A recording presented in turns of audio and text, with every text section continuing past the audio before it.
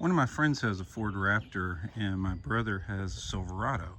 So when I bought this Frontier, the question was asked why I got a Frontier.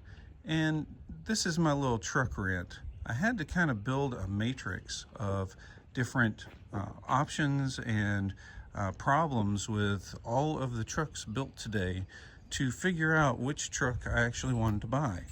If you go with any of the Ford products, or most of the Ford products, they have a wet belt system, which just doesn't make any sense at all. It creates a huge maintenance problem, and it costs about $4,000 to replace this internal rubber belt that sits inside of an oiled area, which that seems really dumb. Ford, please stop doing that. Just put a chain on there and be done with it.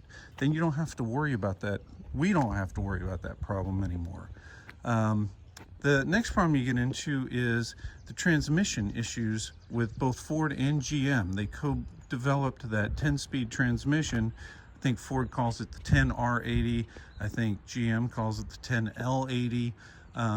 Either way, it has a drum problem and has to be replaced at about 60 or 80,000 miles. And that is no small chore. It's an $8,000 proposition to get that replaced. So that's a huge problem.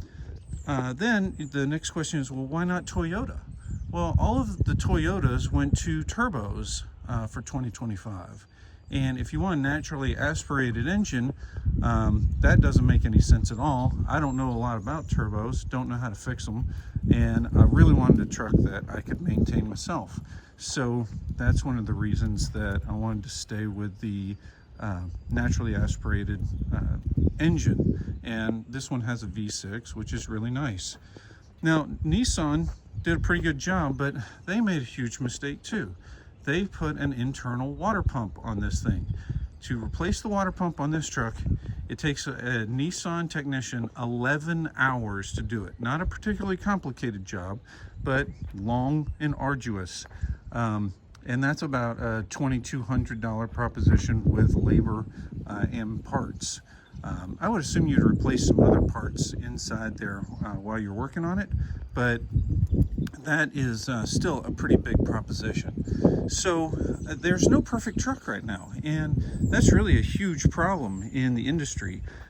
We should really look at ways to make this matrix a little bit simpler to figure out. So a couple of things that we could do, at least in my opinion, Nissan, please light every button and switch in the cab. When it's dark and you're driving with the headlights on, there's tons of switches that are not lighted. That's really dumb. Let's light them all. Second thing, put auto up and auto down on all the window latches, please, or window switches, please. That's another dumb one. Third thing, how about you make the bed flat? You could push these rear wheels out an inch or two and really make the entire bed flat in this truck. And that would really help a lot of people. Ford figured out how to do it on the Ranger, so I don't understand why in the world we can't figure out how to do it on the Frontier. Another thing, see that back window? That thing's a million miles from you if you're in the front seat of the truck. Make it powered. It's dumb in the US that we don't have a powered window in there. The rear seats are torture devices. Nobody sits in the rear seats in this truck for more than about 5 minutes without complaining.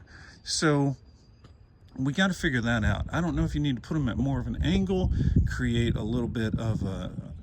I don't know what the answer is. Maybe you gotta make the cab a teensy bit longer. But there's got to be a solution to that. So here's another one. Put a regular water pump on it. Why in the world do we have an internal water pump?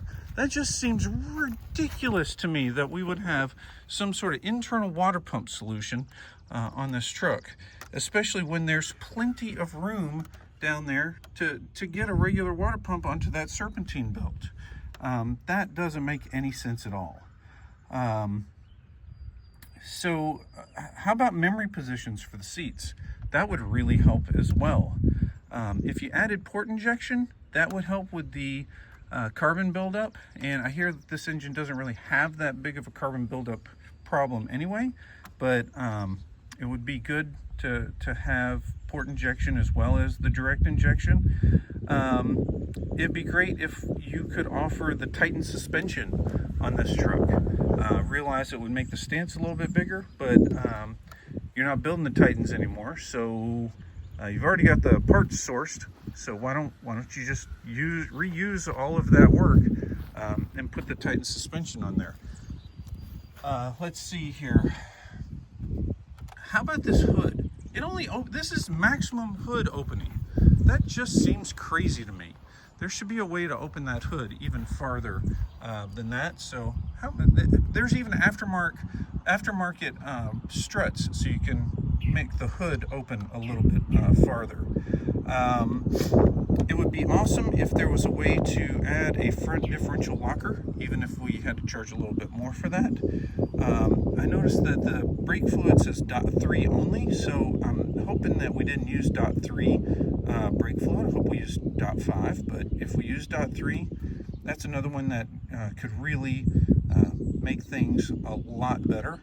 I got the kicker speaker system with this truck, and it's really interesting because the kicker system, while it'll work with Bluetooth and it works with AM, FM, all those kinds of things, the one thing it doesn't do is it doesn't integrate directly to the head unit of this truck. So if you've got the radio on in the truck and you want to use the kicker audio in the back, there's no easy way to do that at the same time. That seems kind of dumb. If you're going to offer that kicker solution, why don't we offer it so that it works with the head unit? That'd be a really nice addition. So those are just a couple of things that we could add. Ford, if you would please stop using that wet belt system, like today, just put a sprocket in there and put a chain on it. Can't be that complicated. GM and Ford, you got to do something about that 10-speed automatic transmission. That thing it is a ticking time bomb, and it is really stupid. Toyota, please, please, please bring back that beautiful 8-cylinder engine that you had. That thing, fantastic. Even if you only offer it as an option, it would be fantastic to have that. Great engine.